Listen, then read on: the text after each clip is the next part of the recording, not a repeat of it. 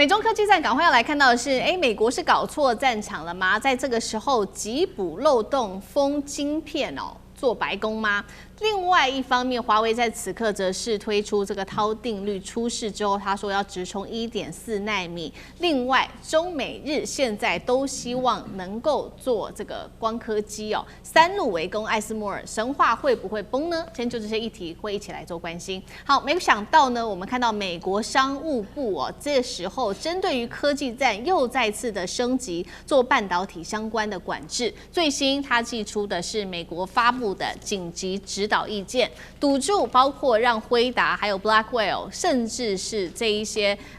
最先進的 AMD 的 AI 晶片可以流向中國境外的中資企業的路，全部都給它圍堵住了。但是現在來看說，美國你繼續禁止，真的中國大陸會害怕嗎？原因是因為現在大陸早就已經發展出自己的一整套系統了。華為推出的這個韜定律是挑戰了稱霸許久半導體業界的摩爾定律。韜定律大家知道是轉向於這種訊號的延遲跟邏輯的折疊，時間維度全面做優化那麼另外一方面也喊出了2031年挑戰1.4奈米，要完全繞開由艾斯摩爾所主導的 EUV 設備，也不需要用到它的光刻機了。中國現在是完全的走向半導體的獨立自主化，包括我們今天要看到的是从設計制造到封裝，全部都自主化。我們先來看到在制造方面，這個是中芯國際全力要發展的7奈米製程的產能。設計的方面，則是我們看到華大、九天在 EDA 的軟體上面也做一個大廠的支持。再來是設計制造跟這個封裝的方面，然後再來我們看到封裝的方面，在於這個光刻機的部分，現在也有更大的一個加強設備了，包括在刻蝕還有它的薄膜沉積等環節都取得了重大的突破，等於說現在大陸建立起自己的國產的系統，全面成型。那委員怎麼看？对啊，其實中國大陸從今年的4月29日吧，當我們看到那個 DeepSeek V4 版本正式對外發布的時候，其實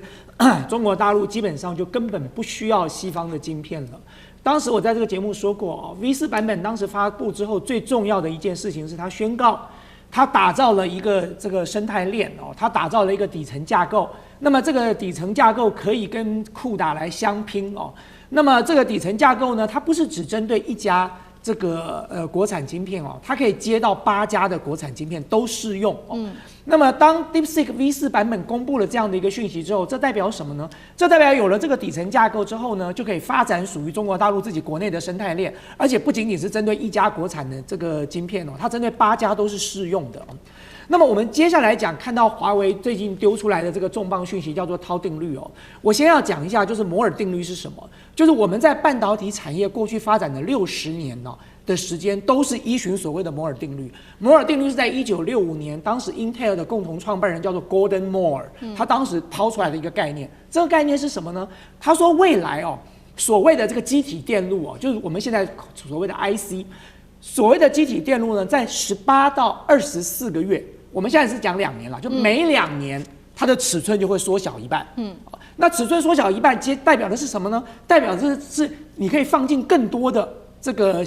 相關的這些電晶體那麼當電晶體放得越密集，那麼效能就會提高。因為所謂的這個電晶體在傳遞的過程當中，它是有距離的，所以當距離越近的時候，它的效能就會越高。那麼過去我們在60年的時間所發展的這個半導體的路線都是循這個路線的，但是摩爾定律走到今天，已經面臨了很嚴重的物理極限跟所謂的成本極限了。什麼叫物理極限呢？在地球上大家都學過化學就是說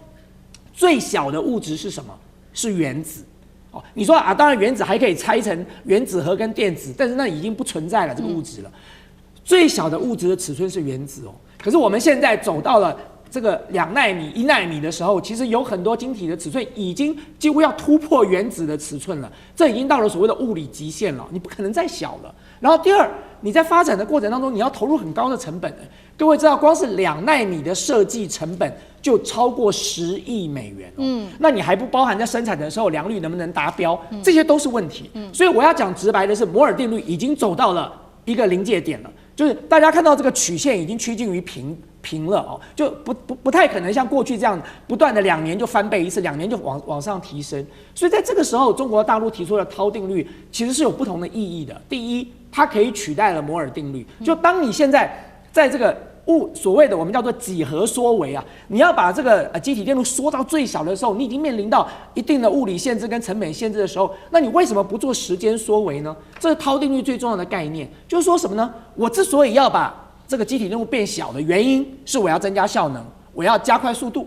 那我可以用別的方法加快速度啊，我怎麼做？我用所謂的3D 堆疊啊，我把所有的這個我要的晶片把它堆疊在一起。我原本是平面的，我現在變成立體的了，所以我所有的訊息傳遞都用垂直傳遞了。那我一樣可以縮短了傳遞的距離啊。那所謂的3D 堆疊這個概念，其實不是現在才來的。各位如果有注意，當時昇騰這個華為的昇騰系列。當時他在推出910CD 的時候，他就已經試圖用3D 堆疊的方式去提升它的效能的。所以呢，這一次華為推出的這個韜定律，我認為對整個半導體產業來說有非常重要的歷史意義哦。就當摩爾定律走到了極限的時候，可能就可以用韜定律來取代了。就我們接下來用垂直的方式來取代過去平面的設計啊。那麼而這樣的一個韜定律呢，某種程度呢，也可以讓中國大陸擺脫它現在所面臨到的所有的技術跟這個設備的封鎖。因為我剛才提到了，過去60年所有的半導體產業都是走摩爾定律的，所以現在所有的技術、所有的專利、所有的這個設備都是以摩爾定律為基礎的。可是如果今天你一旦走了韜定律，它已經不在乎 EUV 了，它在乎的是3D 堆疊，它在乎的是這個它的散熱。因為當這些晶片都堆疊在一起的時候，它的這個功耗會很大。那麼如何讓這個能量熱能散熱的這個效果變得更高？其實中國大陸在這一次華為之所以能夠提出韜定律，它已經有解決的方法了。所以在這一點上啊，我認為中國大陸走出了另外一條半導體的發展的這個軌跡哦。它不但可以突破封鎖，它可能可以再創高峰了。好，這是大陸哦，這個韜定律走出了自己完全的一套自己在半導體自主的一個系統。那它是預估2031年挑戰1.4奈米這樣子的一個效能。那在此刻，美國商務部還要持續的對大陸做封鎖，到底有沒有用？那艦長又怎麼看？如果美國商務部的緊急指導的這個意見有用的話，那我們現在就來看一個最大受害者啊，這就是雷蒙多啊。當初呢，他也就是對於華為各種打壓，結果華為出了這個 Mate 60 Pro 的時候，第一個就直接在他的記者會當中，直接幫他拍了一張照片，而且那張照片呢，直接右下角就告訴他了，這是華為最新的一個手機，然後他就變成最佳代言人了，所以一點用都沒有。反而變成了代言人。至於剛剛那個大千委員告訴我們這個有關於韜定律，有關於這個垂直堆疊，那我們看這個圖就更為清楚。以前我們講到的摩爾定律都是把這一個晶片越做越小，那可是越做越小的話，實際上來講物理極限就到了。那物理極限就會在這個1.4奈米以下的時候直接面對。那直接面對的時候，也就是我們現在靠的這一個良率，靠的這一個艾斯摩爾不斷的創新，也就沒有用了。為什麼？因為除非你出現一個愛因斯坦，你現在直接的利用量子來解決這個問題。那問題是目前沒有嘛？目前沒有，但是華為就直接的在現有的基礎上面直接開始進行堆疊。那進行堆疊的部分呢，其實它也是在做小。那但是呢，它的这一個每一個堆疊之間呢，直接的拉線，直接就可以拉線構連。那也就是說，如果我們來看到華為以及台積電未來的競爭，所以台積電不要認為說華為不是對手，實際上來講，華為把台積電當成了對手。也就是我們看到，當這一個晶片越做越小的時候，你碰到了這個物理極限。但是對於華為來講，它現在做的也就是它要把這一個晶片越疊越高。那只要它能有效的解決這中間的散熱問題，解決這中間的拉線以及設計的問題的話，那其實即使它現在只有7奈米，或者是進步到了5奈米的話，它的狀態可能比我們剛剛講到的台積電的1.4奈米的狀況還要來得好。所以這個就是後發先至的一種可能性。好，剛剛我們看到的是這個美中科技戰下，這個美中各自在自己的賽道上面的成績跟努力。那其實呢，很重要的就是說，在制作晶片的時候，非常重要的是光刻機。長期以來其實也都是由艾斯摩爾在高階製程上面完全的壟斷。那現在呢，其實包括了美國跟日本跟中國大陸都希望能夠有自己的光刻機。所以我们来看到这個是最新進度。美國方面，我們先來看，他宣稱呢突破了這個叫做 X 射線的微影技術，成本呢5000萬美元，是遠低於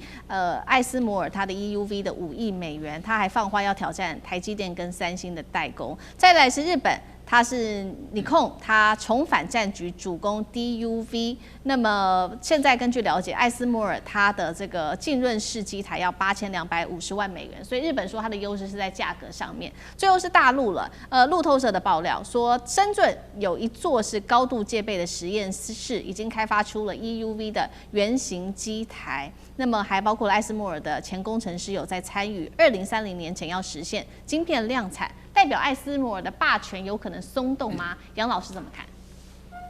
應該是遲早的事情，不過眼前並不是那麼容易的挑戰。他現在主導整個光刻機的霸主地位，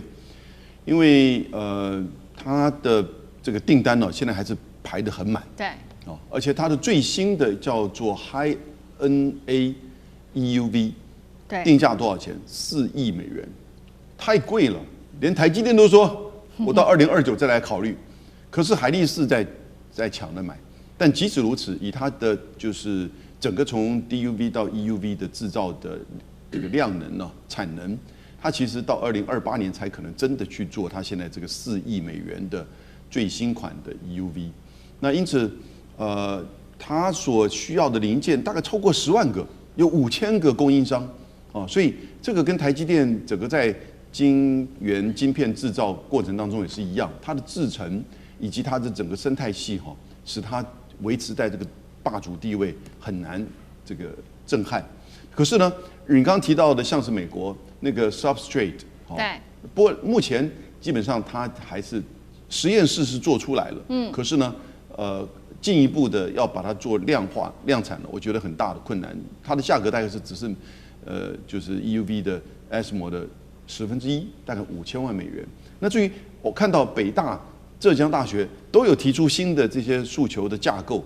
有的根本就直接跳過光刻機。可是事實上，以我對滔定律理解，它有2個跨越。第一個，它跨越摩爾定律；第二個，它跨越美國在科技戰當中的那種地緣科技對中國大陸的限制。可是，即使是華為已經這個成功的推出381款使用滔定律在做，可是他還是希望說，就能夠用光刻機把現在7奈米達到5奈米的效應。那如果做到5奈米，那不達到3奈米嗎？所以他還是需要光刻機跟 EDA。